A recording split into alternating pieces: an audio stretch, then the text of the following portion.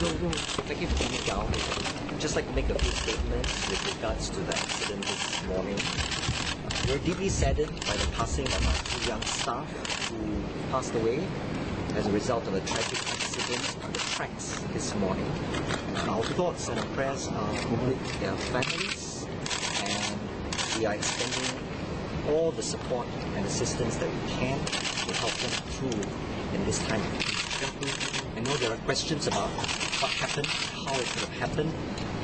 The investigations are ongoing, and we're also supporting the police and the Ministry of Manpower as they conduct their investigations, and we should be able to get to some of the reasons why this has happened. In the meantime, we are reviewing all our safety protocols that are in place and to see how we can make any further improvements on the systems and the standards that are in place today in SMRT. So if there are any questions, I'll take them that are possible to answer at this point as investigations are ongoing. According to sources, the two men were trying to take shortcut across the track, the live track at that moment. Could you verify that? We are investigating exactly how they got hit by the train. What we know is that they were walking along in a single file, along the side, along the walkway. They were the number 2 and the number 3. The supervisor was in front of them, and exactly how they got onto the track or got close enough to the oncoming train that was moving in the direction opposite to them is the issue that we're trying to establish with the witnesses that we are trying to get detailed accounts from. How many men total? We have 15 people in this team. They comprise the permanent way team as well as the signalling team. Because the fault that was uncovered, we were trying to establish whether it was a permanent way track fault or a signalling fault. And so the team comprised both of them. And these two who died in the incident were trainees who were on the job training as part of their training routine. All 15 were on the track. All 15 were walking on the trackway. Can you tell us why they were doing maintenance work while the trains were in service? This is standard. Whenever there is a track fault, regardless whether it is revenue service or during engineering hours, we have to investigate every fault. So what was the SOP when going down to the track on a live? Do you want to address something? Normally when that happens, there's a track access. You request for track authorization from the Operation Control Center, and upon approval given, they will then proceed to the track. And in this instance, that was given, and then the power was supposed to be switched off when they reached the location. But unfortunately, the accident happened before they actually reached the site where they were supposed to do the investigation. So what was the SOP then? Do you have to observe certain rules when you go down the live track? Yes, there are certain rules, safety measures that need to be observed when you go down. And all the trainees, whether they are trainees or whether they are permanent staff, they are trained on all safety issues before they are deployed onto the track. What are the rules? They have to ask for permission to go down to the track. Permission given by OCC, they can access the track, and they are in constant communication with OCC. So in this case, the permission has been given? The permission has been given for them to go down on the track, and they're walking in a single file towards the location. When they reach the location, they are supposed to ask for a second permission, but the accident happened before they reach. What second permission is that? The second permission is traction power off, but that accident happened before they reach the location. Who was struck by the train? Yes. Yes. And the train, was it driven or was it on auto mode? The train was driven by a train captain. It was auto mode. Towards which direction? Towards the direction of Pasir Ris. And it was in opposite direction where they were traveling, where they were walking. So came head on them. The rules is they're supposed to walk in the direction of against the direction of the train. That is what they're supposed to do. So just to clarify, the train was going towards Pasir Ris. The train was going towards Pasir Ris, yes, and they were walking against the direction of the train, which is what they're supposed to do. How many people on the train? How many passengers on the train? Okay, I can't remember. I think it's in the order of 35 passengers on the train at that point in time. But the train captain reported that he hit something. Was there no one who was injured? There's no other injuries besides these two. Is it common for a new staff, 2 months old, to go down to the live track? After the proper training has been given, safety brief done, it is alright for them to access the track. How many of them were working in that single car? 15 of them is working in Singapore. The location is about, where the accident happened is about 150 meters away from the station platform, from Pasir Ris station platform. How serious was it? Oh, It wasn't a fault yet. It was an alarm that was triggered by a sensors that we have installed on all point machine. There are 150 point machine in the network, and in recent months we have started to install condition monitoring device in all these systems, and basically measures the amount of energy is needed to move the track, to move the point. And a high current needed to move the point means that there could be something happening, but not yet. So it is part of our initiative to do predictive maintenance. so when they were walking against the flow of the train, which is going towards The train service was still ongoing. Yes. Yes. How far was the distance from that particular train when they were walking? We couldn't tell. How far were they from the The train? distance where they were walking, right?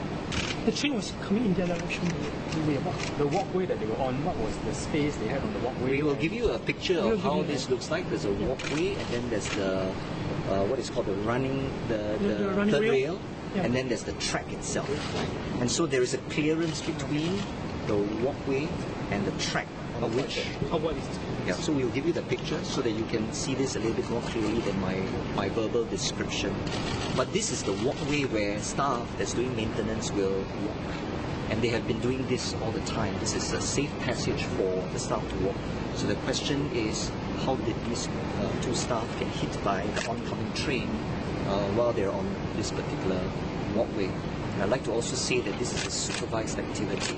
The supervisor was in front of the two of them, and there were many of the others, as you've heard, in the party of in the team of 15 that were following behind them. So exactly how it is that they were hit by the oncoming train when there was a clear line of sight and when there was a supervisor ahead of them is the subject of the investigation. You were saying it's very common, but how common? You need to share, like, on average, how many times they get down on the train? It's a Although- routine. It's a routine. A few times in a month, I would say. So when we detect a fault and we need to troubleshoot it, the first course of action is to go down onto the site to determine what is the cause of that signal or that fault. And the only way to do so, to get access to the track while service is on, is to walk on the side with supervision and control from the Ops Control Center with all the safety and permissions granted. And this is a controlled and supervised activity. And how long does it take from when they start the journey out to they reach the place where they have to get the second permission? The location of the point machine is about 200 meters away. So how long will that usually take? It depends on the distance. Depends on 200 the meters, distance. yeah, you estimate from there. But it's, They're almost there already because they're 150 meters away. so as what They Amy will has walk described, 150 meters. the second permission had not been asked for yet when the accident took place. Just how did only 2 people get hurt out of this? Yes. Yeah, how did only 2 of them? That's exactly what we're trying to establish. No, why did the two get hit by the train is what we're trying to establish. You were saying they were doing some in terms of access of track. What areas? No, we have to establish what exactly is the reason why, despite they're following the protocols, what exactly went wrong in the actual behavior on the ground, which caused them to be hit by the train. Do train drivers receive alerts whenever officers are on the track? The train drivers typically look out. Train captains look out. They can see what's happening on the track as they are passing through. So do they get alerts after first permission is granted? Well, they get alerts about activities that are taking place along the trackway. So they are aware that there are officers that are going to be on the Yeah, train. this is something exactly. This is part of the also part of the investigation investigation. that we are trying to get down to. Exactly. How fast was the train Have you seen track? like CCTV footage on the tracks? Are there any CCTV footage? Not on that part of the track. How fast was the train coming into the station? The Why couldn't track- the driver have avoided it? The train is on auto. So how fast It's about 60 kilometers per hour. 60 kilometers an hour. It just left the station, right? No, it's coming into the station. Coming into So the it should be station. slowing down. It should be slowing down. So the two guys were just joined SMRT for 2 months. Probably they have not passed the station. How to help? So we're looking to see what it is that we can do to support the family at this time of their grief. We're in fact going out now to meet the Families? two sets of families. So that's where we're heading now. Is SMRT preparing any compensation for the families? This is all something which we'll do as part of our typical HR process. What happens if the family decided to sue SMRT? Let's talk about that in due course. Do you have the total number of commuters affected by the 3 hours incident? I think it's in the order of about 10 to 15,000 was the last count that I received. We can give you the details a little later. Can I have last few questions, please? Because we really need to give train the is traveling families. towards Pasir Ris MRT station. Is it from Tampines to Pasir Ris or from the other side? Pasir Ris is the end station. Yeah, It's the so last is it station. from Tampines MRT to Pasir Ris or from... Yes. Yes. Yes. So it's eastbound. Exact dimensions of the walkway. I will give you the We'll give you diagram. we'll give you the dimension. So it actually splits up, the one track splits up into two at the side there. We saw people carry bodies from both sides. You know, how come that happened? Like, only all came from one side. Well, you're talking about what happened after. After. That's recovery process. So it's not a question of which direction. It's simply recovering the bodies from the scene. Remember, the train services have stopped for us to recover the situation. So it was on the left side of the track or the right side? Depends which side Depends of on the which, track you're looking which at. way you're looking at. Can I just have just one last question and then we really need to go. If not, we'll just ask... captain now? How's the driver now? Is anything... We provide counseling to all the staff that are directly involved, including counseling to overcome their grief and all that. I'll just ask Mr. Quet just to say a few words in closing. So, as I've said at the beginning, we're deeply saddened by what has happened this morning with the passing of our two young colleagues who have just joined us for 2 months. Our thoughts, our prayers are with the families and a lot of the staff who have been helping out, and those colleagues who know the two staff are also deeply affected by the tragedy, and we're extending our support to the families as well as to all the colleagues who know of these two staff.